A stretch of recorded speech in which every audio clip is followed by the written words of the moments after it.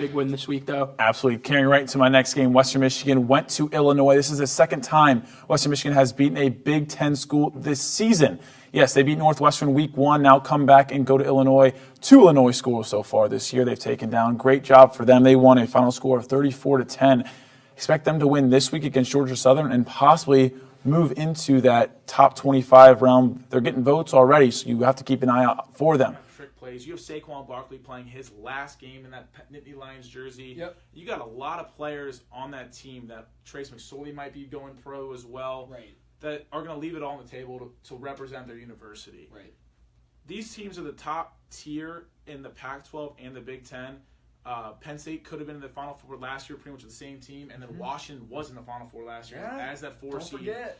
Right. So both these teams have very high-powered offenses. You also see the old Boise State coach now over in Washington. Yeah, very interesting. Yeah. So it's yeah, exactly. So it's going to be high scoring. I like that game a lot. I'm very excited to see what happens with not the best team in the Pac-12 and the Big Ten, but like the second or third best team. So we'll see. I like that game a lot. Yeah, it's a good match. And we get started off here. The Florida State game. North Carolina came to Florida State. Florida State was ranked the top 25. They were coming in as a huge favorite. Ended up losing on a 54-yard field goal by Matt Weller, who kicked it as time expired, as a huge upset for the Tar Heels to win that game. The game after that, though, staying in the SEC, the South there, not in the ACC, excuse me, Tennessee was at Georgia. Georgia threw a Hail Mary with 10 seconds to go, connected to go up by 3 points, had a 15-yard unsportsmanlike conduct penalty, which moved the ball back on the kickoff. Tennessee and Josh Dobbs had a last chance prayer from 54 yards out.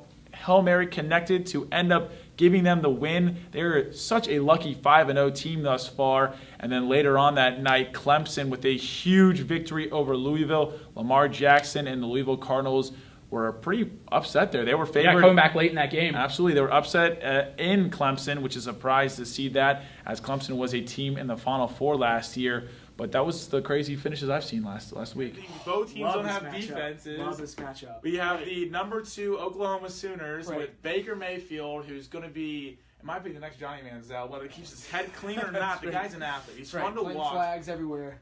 He lost my respect on that one, but he's still a fun athlete to watch. He is. And as much as me like seeing him doing that at Ohio Stadium, I can't root for the SEC. Sure. And he's playing the Georgia Bulldogs, very young team. Yes.